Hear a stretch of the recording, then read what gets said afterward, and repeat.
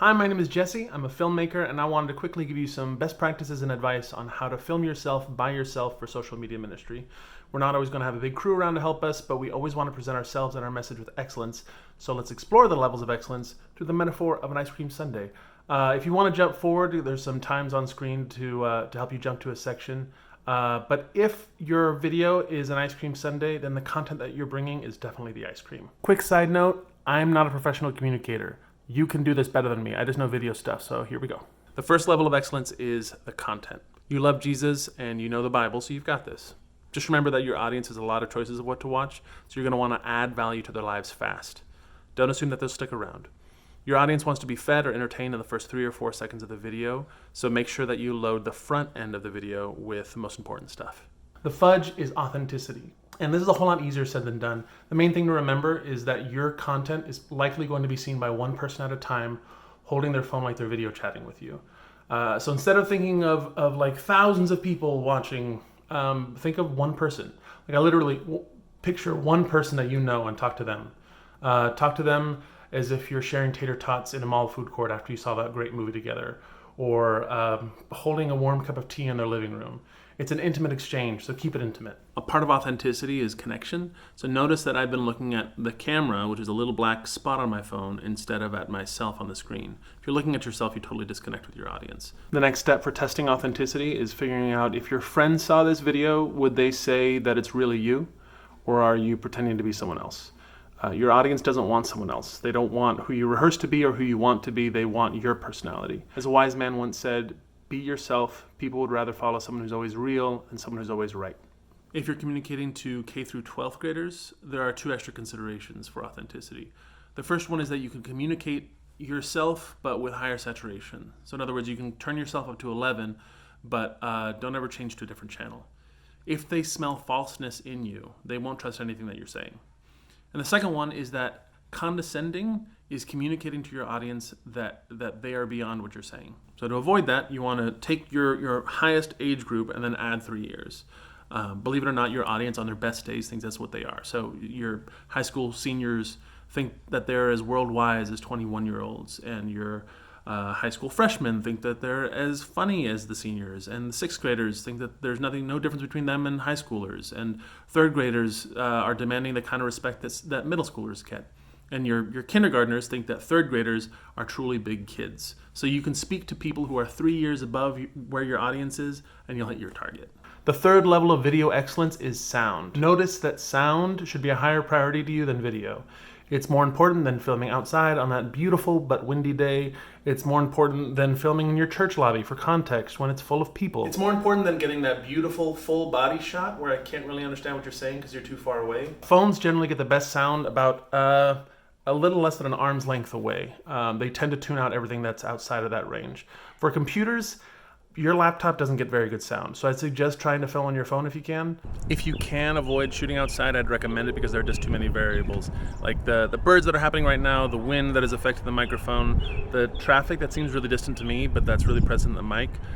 If you can shoot inside and shoot by a window, that would be best. But the number one rule when you're recording audio of yourself by yourself is to play it back. Make sure that it's actually as perfect as you thought it was, because the microphone that you're using hears sounds really differently than you do. You'll want to look out for echo, for car sounds or sirens, for wind, and for other people talking. Those are the big ones that people often miss. I'm talking a lot about getting clean audio, but remember that the main purpose is to communicate a message. So if the sounds are supporting what you're saying, if you're shooting outside and it's windy and you're talking about how windy it is, or if you're talking about busyness and you want to go to Times Square, that's great. Just make sure that I can understand you and it's all serving the content. The fourth level of video excellence is composition and lighting. The question you should ask before you start recording is whether the video needs to be landscape and horizontal like this or portrait and vertical like this. If you don't know, then you should film your video landscape and center yourself up so that if it's cropped, you don't look like this monster face in the middle of the frame. Also, composition. Rule number 1 for video composition is remembering the rule of thirds. What that means is you place imaginary horizontal lines on the thirds of the screen. So about a third up is one line, about the next third is the other. And then put your eyes on that third. Our eyes naturally gravitate to those third lines. So as you're framing up, try to get yourself there to help subconsciously direct attention toward you. Notice that you right now are not below me or looking down on me.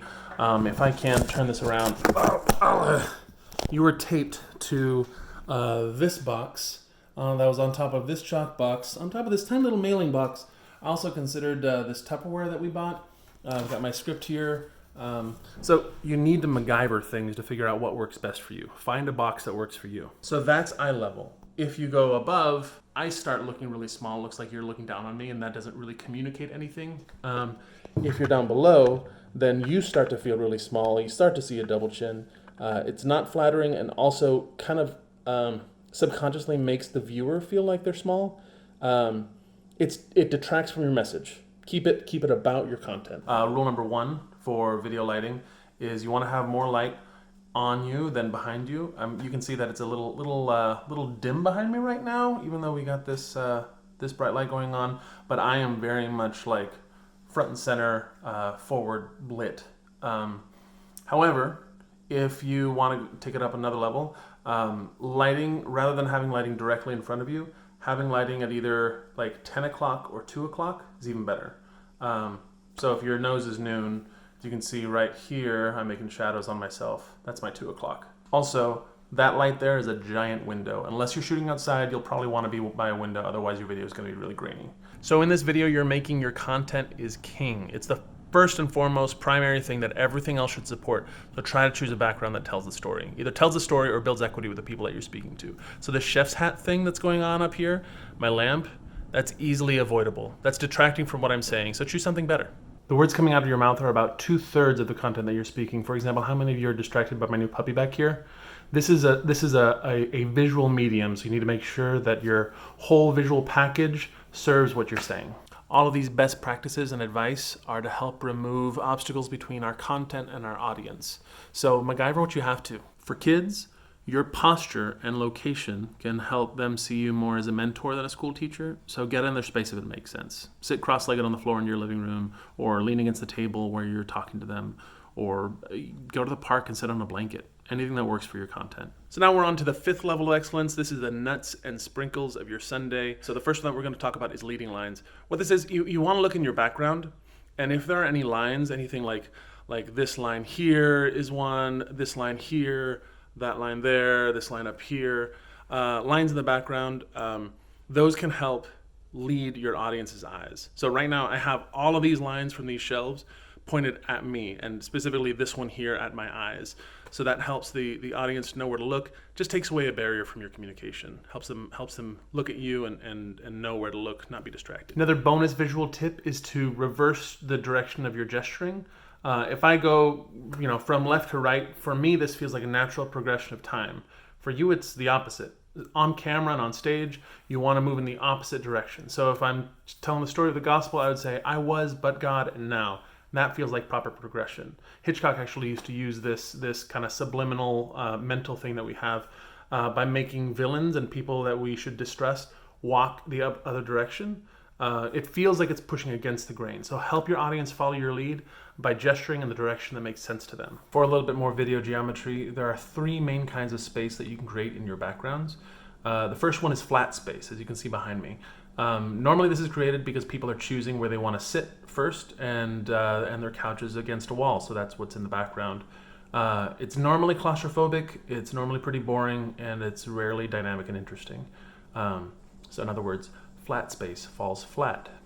So if you find yourself in a very flat space, there's a really easy solution. Simply rotate your camera. Here we go. And now you've got deep space. You take all of those flat lines and you force a perspective into them, so it's kind of shooting off into infinity. This just makes for a more dynamic and interesting thing to look at. However, there is a 3rd level of space that's even more interesting, and it involves a lot of layers. If you're capable, the most interesting space is going to be limited space. And all that is deep space with layers. So we have all this deep space going on with these vanishing lines, but then you have like this doorway here, that doorway back there, another doorway back here. You have deep space plus these flat interruptions. So over here, there would be a piece of furniture. Just makes it more interesting to look at. I know that's an earful, but hopefully that'll help you make excellent and effective ice cream sundaes for your online audience in the future. Thank you for what you do.